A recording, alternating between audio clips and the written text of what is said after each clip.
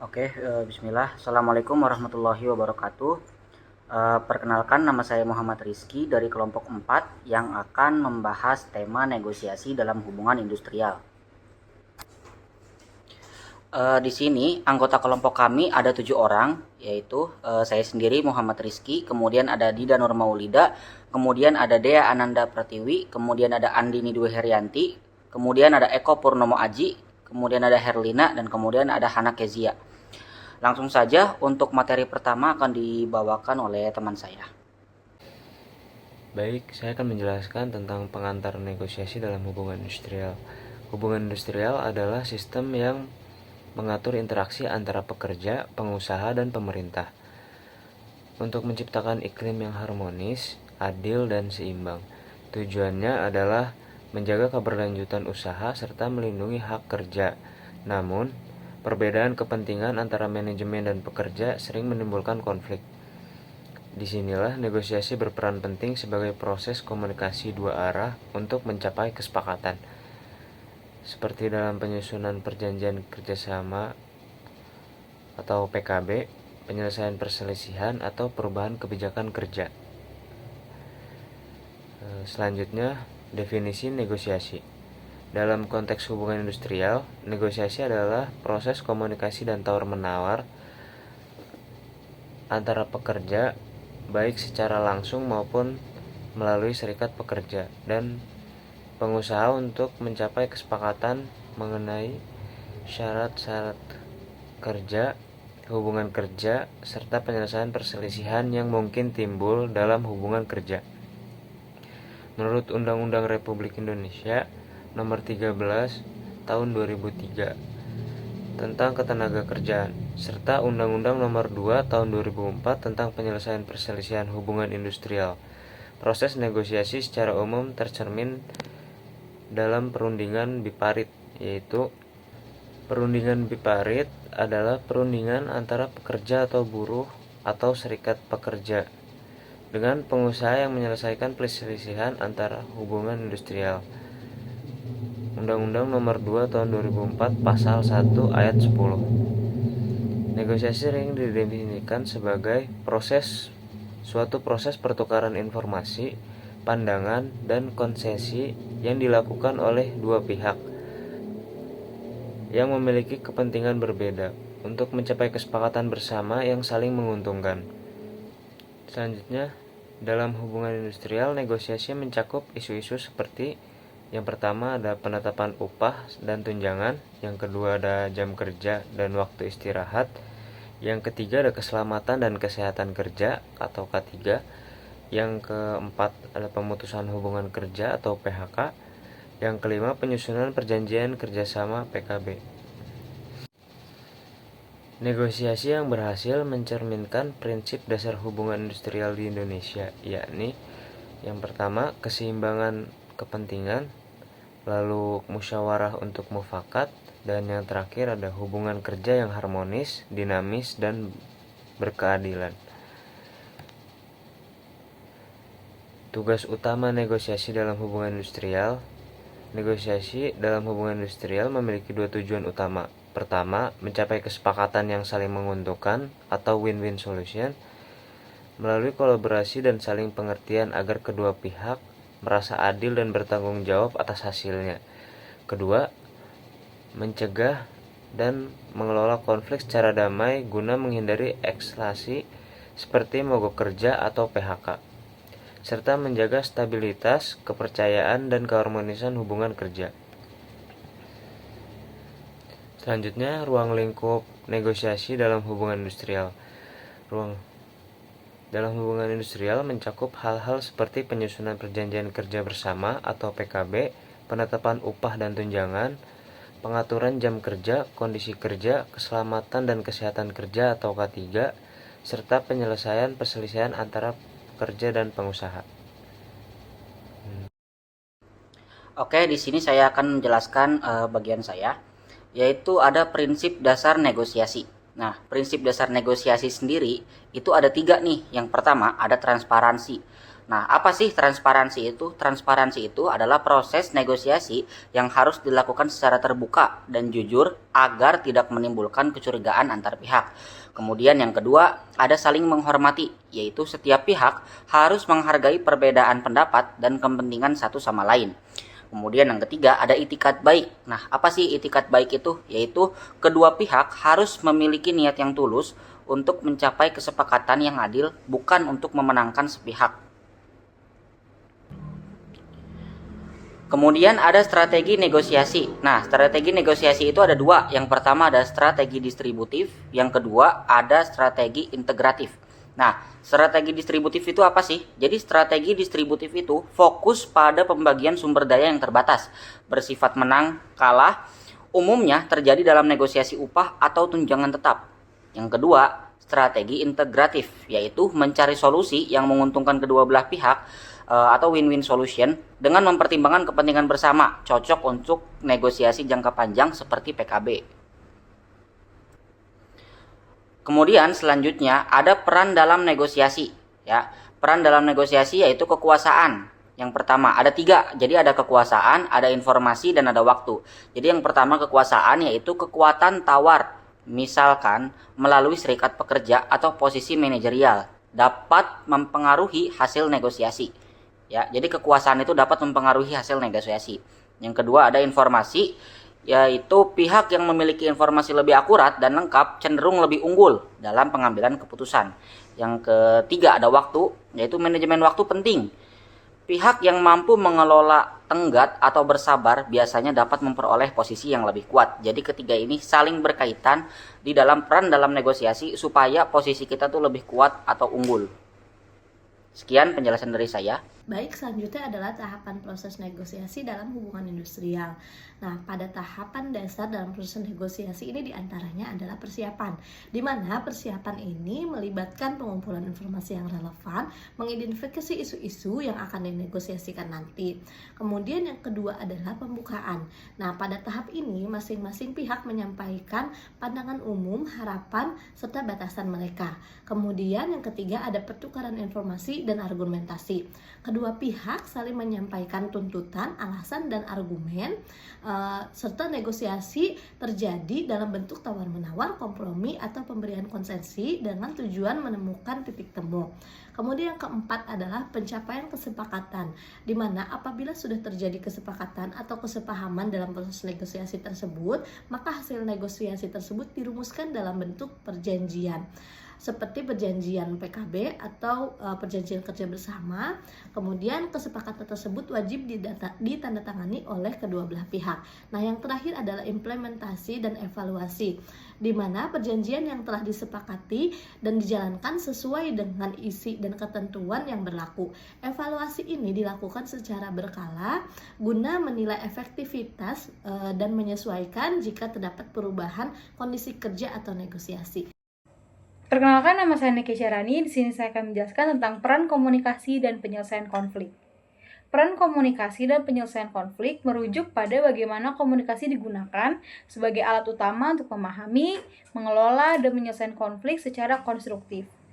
Di mana peran komunikasi itu menjembatani persepsi yang berbeda, terus juga membangun kepercayaan dan peran dalam penyelesaian konflik, yaitu sebagai fasilitasi negosiasi dan untuk mengidentifikasi sumber konflik yang terjadi.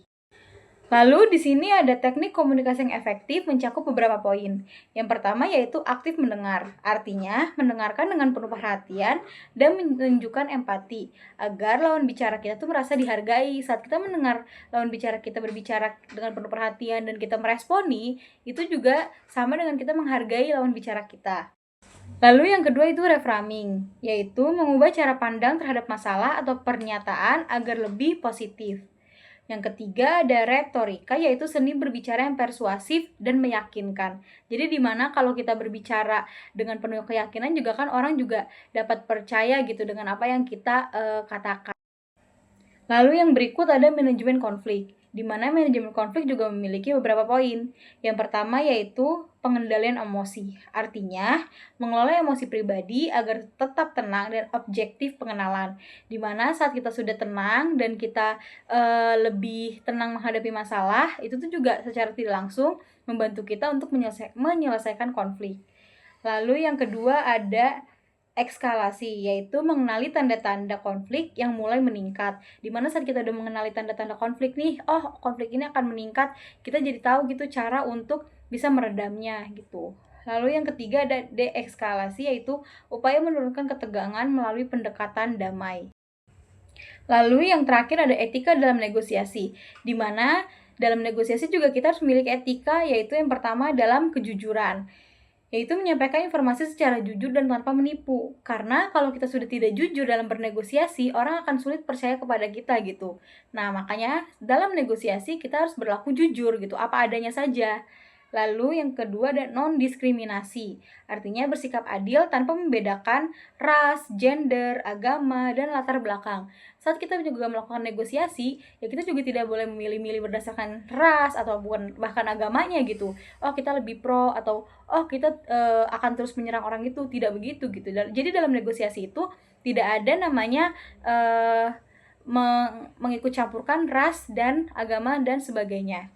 Lalu yang terakhir ada tidak memanipulasi, artinya menghindari taktik manipulatif yang merugikan pihak-pihak lain. Dimana dalam negosiasi ini kita terus mencapai kesepakatan bersama gitu. Jadi apa yang kita putuskan itu merupakan keputusan bersama dan tidak merugikan pihak lain. Peran mediator dan juga tripartit, di mana mediator ini adalah seseorang yang membantu menyelesaikan konflik antara dua pihak ataupun lebih dengan memfasilitasi komunikasi dan juga negosiasi. Nah, mediator ini memiliki dua fungsi, di mana fungsinya itu yaitu netralitas dan juga fasilitas. Netralitas ini maksudnya adalah mediator harus tetap netral dan tidak memihak kepada salah satu pihak yang bersengketa. Mediator ini harus berfungsi sebagai fasilitator yang membantu pihak-pihak yang bersengketa untuk berkomunikasi dan mencapai kesepakatan. Mereka membantu memfasilitasi diskusi, mengidentifikasi masalah, dan mencari solusi yang saling menguntungkan. Selanjutnya ada tripartit. Mekanisme tripartit ini adalah penyelesaian perselisihan dalam hubungan industrial melibatkan tiga pihak utama, di mana pihaknya itu pekerja, manajemen, dan juga pemerintah. Prosesnya itu jika perundingan bipartit ini tidak berhasil dalam waktu 30 hari, maka perselisihan dapat dilanjutkan ke perundingan tripartit. Nah, pemerintah hadir untuk memfasilitasi dialog dan mediasi agar kedua pihak dapat mencapai kesepakatan secara musyawarah dan mufakat tanpa biaya. Selanjutnya ada Alternative Dispute Resolution atau ADR. ADR ini meliputi 4 poin, yaitu mediasi, konsiliasi, arbitrase, dan juga litigasi. Mediasi ini adalah proses penyelesaian sengketa dengan bantuan mediator yang netral dan tidak memihak. Mediator membantu pihak-pihak yang bersengketa untuk berkomunikasi dan mencapai kesepakatan. Lalu konsiliasi, proses penyelesaian sengketa yang mirip seperti mediasi, tetapi konsiliator lebih aktif dalam memberikan saran dan rekomendasi untuk mencapai kesepakatan. Yang ketiga ada arbitrase, yaitu proses penyelesaian sengketa dengan bantuan arbiter yang netral dan memiliki kekuasaan untuk membuat keputusan yang mengikat. Yang terakhir ada litigasi, yaitu proses penyelesaian sengketa melalui pengadilan. Litigasi dapat memakan waktu lama dan biaya yang besar, tetapi dapat memberikan keputusan yang mengikat dan juga final. Selanjutnya, studi kasus mengenai negosiasi dan manajemen konflik antara pemerintah dengan PT Freeport Indonesia. Studi kasus ini diambil dari jurnal ResearchGate dengan judul Studi Kasus Analisis Proses Negosiasi PT Freeport dengan Pemerintah Indonesia. Yang pertama adalah latar belakang dari konfliknya. Sejak 1967, PT Freeport Indonesia memperoleh hak kelola tambang Gasberg melalui sistem kontrak karya atau KK yang menguntungkan perusahaan. Namun, pasca lahirnya Undang-Undang Nomor 4 Tahun 2009 tentang Minerba, pemerintah Indonesia menekankan pentingnya pengelolaan sumber daya alam yang lebih adil dan berpihak kepada kepentingan nasional. Negara mulai mendorong transformasi pengelolaan tambang agar sumber daya strategis dikuasai dan dimanfaatkan untuk sebesar-besarnya untuk kemakmuran rakyat. Yang kedua yaitu akar permasalahan dalam negosiasi antara pemerintah dan PT Freeport Indonesia berpusat pada 3 isu. Yang pertama, konversi kontrak karya atau KK menjadi izin usaha pertambangan khusus atau IUPK yang dianggap Freeport melanggar stabilitas hukum dan kontraktual mereka. Yang kedua, kewajiban divestasi 51% saham kepada pihak Indonesia. Hal tersebut ditolak oleh PT Freeport karena merasa nilai investasinya belum tergantikan secara adil. Yang ketiga, kewajiban membangun smelter dalam negeri yang menambah beban investasi jangka panjang bagi PT Freeport. Freeport memandang kebijakan baru ini melanggar hak-hak mereka dalam KK, sementara pemerintah menegaskan prinsip kedaulatan negara atas sumber daya alam secara yang diatur dalam pasal 33 Undang-Undang 1945. Yang ketiga yaitu bentuk konflik. Konflik ini muncul karena perbedaan kepentingan antara dua pihak. Yang pertama, Freeport ingin mempertahankan hak-haknya berdasarkan kontrak lama serta menjamin keberlanjutan operasinya. Yang kedua, pemerintah Indonesia menginginkan kedaulatan penuh atas sumber daya tambang dan pembagian hasil yang lebih adil. Yang keempat yaitu upaya penyelesaian konflik antara pemerintah Indonesia dengan PT Freeport dilakukan melalui serangkaian negosiasi yang menghasilkan beberapa kesepakatan penting. Yang pertama, perubahan status hukum PT Freeport dari kontrak karya atau KK menjadi izin usaha pertambangan khusus atau IUPK pada tahun 2018. Yang kedua, divestasi saham sebesar 51,23% kepada holding BUMN Mine ID sehingga Indonesia menjadi pemegang saham mayoritas. Yang ketiga, komitmen pembangunan smelter oleh PT Freeport di Gresik sebagai bagian dari hilirisasi tambang. Yang keempat, perpanjangan izin operasi PT Freeport di Papua hingga tahun 2041 sebagaimana bentuk kompromi atas kepentingan jangka panjang kedua pihak. Kesepakatan ini mencerminkan penyelesaian berbasis kompromi antara kedaulatan nasional dan keberlanjutan investasi. Yang kelima yaitu prinsip negosiasi yang terlihat. Dalam negosiasi antara pemerintah Indonesia dan PT Freeport Indonesia tampak beberapa prinsip negosiasi berikut. Yang pertama, integratif atau win-win. Kedua pihak berupaya mencari solusi yang menguntungkan bersama. Indonesia memperoleh kendali atas sumber daya alam melalui divestasi saham, sementara Freeport tetap dapat melanjutkan operasi tambangnya. Yang kedua, legal leverage. Pemerintah menggunakan kekuatan hukum nasional termasuk Undang-Undang Minerba untuk menekan Freeport mengubah status kontrak menjadi mematuhi regulasi baru. Yang ketiga, mutual interest. Kedua belah pihak memiliki kepentingan bersama untuk menjaga keberlangsungan operasi tambang dan stabilitas ekonomi, sehingga negosiasi difokuskan pada titik temu antara kedaulatan negara dan kelayakan bisnis. Yang keenam yaitu kesimpulan dari studi kasus ini yaitu studi kasus ini menjadi bukti nyata bahwa negara dapat meraih kedaulatan ekonomi melalui strategi negosiasi yang sistematis, berbasis hukum dan mengutamakan kepentingan nasional.